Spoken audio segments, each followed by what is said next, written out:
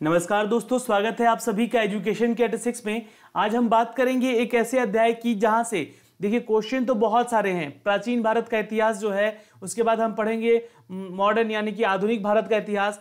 तो ये दोनों चैप्टर बहुत लंबे हैं, इसमें बहुत सारे चैप्टर इंक्लूड है।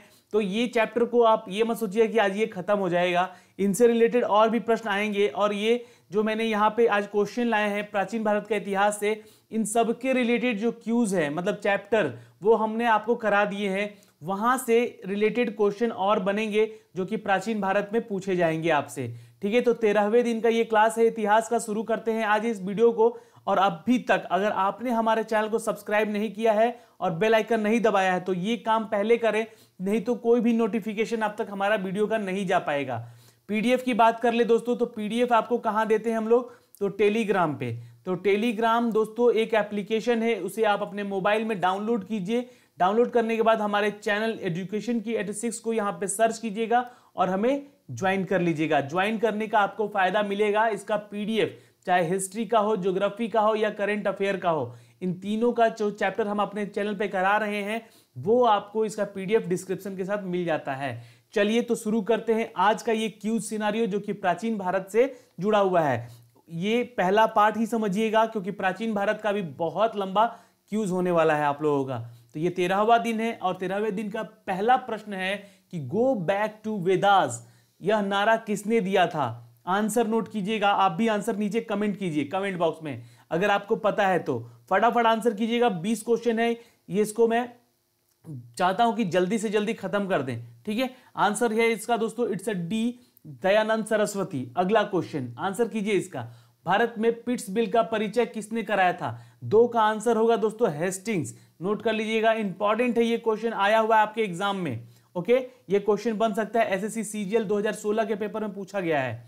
क्वेश्चन नंबर 3, भारतीय सिविल सेवा के चयनित पहला भारतीय कौन था? आंसर इसका आपको पता होना चाहिए क्योंकि पहला सिविल सेवा करने वाला जो चयनित पहला भारतीय था उनका नाम था दोस्तों सत्येंद्रनाथ टैगोर। इंपॉर्टेंट है क्वेश्चन, ये आएगा आपके एग्जाम में।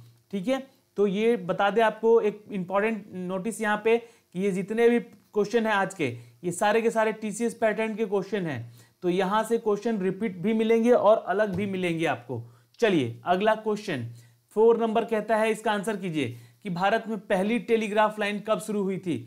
ये आपको बता दें कि 2002 से लेकर 2016 तक के जितने भी पेपर हुए हैं आरआरबी के और आपके एसएससी सीजीएल के और सीएचएसएल के, इन सब में ये रिपीट क्वेश्चन हुआ है। आंसर नोट कीजिएगा, इट्स ए 1851 ईस्वी में।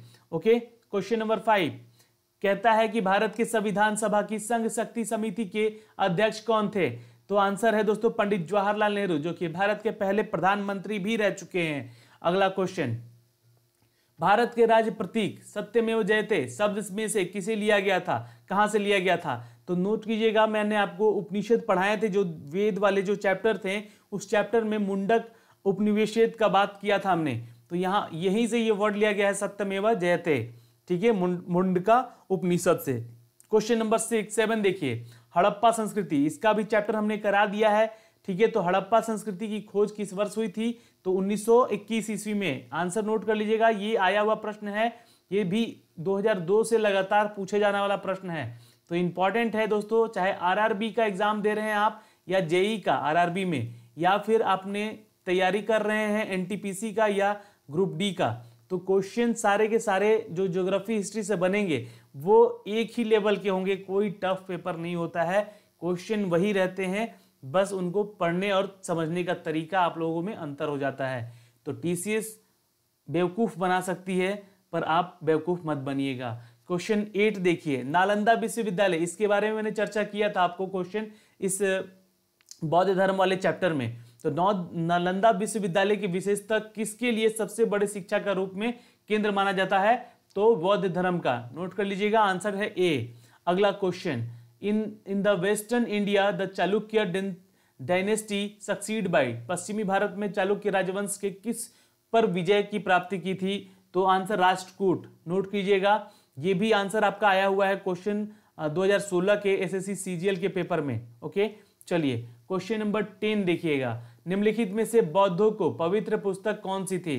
तो ये भी मैंने आपको बताया है क्वेश्चन, पर ये क्वेश्चन आपको बता दें कि एसएससी सीजीएल में पूछा गया है प्रश्न 2016 में ही, और साथ ही साथ आरआरबी के 2016 में ही पूछा गया है ये प्रश्न। ठीक है, तो मोस्ट इंपॉर्टेंट प्रश्न है। आंसर है त्रिपिटक। ठीक है, हिंदू धर्म का कौन सा है पवित्र पुस्तक? तो भगवत गीता, याद रखिएगा। अगला क्वेश्चन, अशोक ने तीसरी बौद्ध परिषद को कहां बुलाया था? तो आंसर नोट कीजिए, इट्स अ पाटलिपुत्र, यानी कि आज का पटना है बिहार की राजधानी। अशोक ने तीसरी बौद्ध परिषद जो बुलाई थी वो पाटलिपुत्रा में बुलाई थी।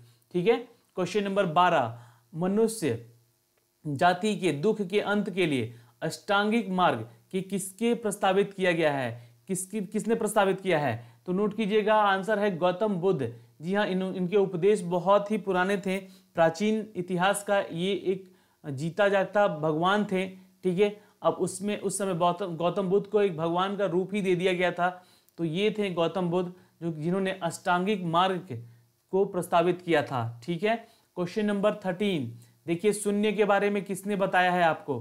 तो मैंने आपको कल ही क्वेश्चन ये कराया है, Aryabhatta is the right answer, note कर लीजिएगा। ठीक है, संख्या प्रणाली में शून्य का आविष्कार और शून्य के आविष्कारक भी कहे जाते हैं आर्यभट्ट। ओके, ये क्वेश्चन इंपॉर्टेंट है दोस्तों। अगला क्वेश्चन, प्राचीन काल में स्रोत सामग्री लिखने के लिए उपयोग की जाने वाली भाषा कौन सी थी?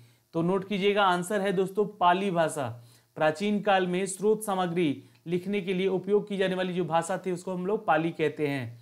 क्वेश्चन नंबर 15 कि अधिकांश चोल मंदिर कहाँ किसको समर्पित हैं? गणेश जी, शिव जी, दुर्गा जी या विष्णु जी को? तो नोट कीजिएगा, आंसर है बी, शिव को।